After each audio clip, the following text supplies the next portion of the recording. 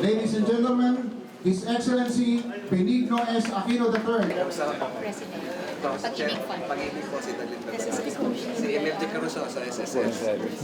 Ito na rin ho yung mga impormasyon na kakailangan. Ang aplikante po ngayon ay si initially kinuha na para makakuha rin ho ng numero 13, the DTI business name certificate. Ng magkano?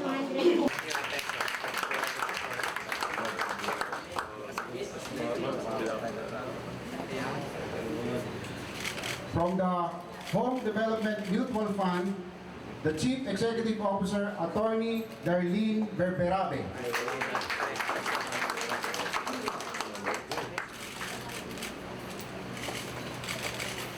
From the Bureau,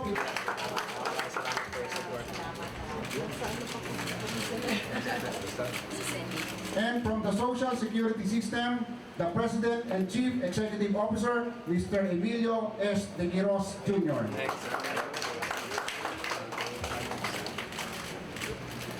Maraming salamat po, Ginoong Pangulo, Mr. Secretary, and Undersecretary Kenny Magla.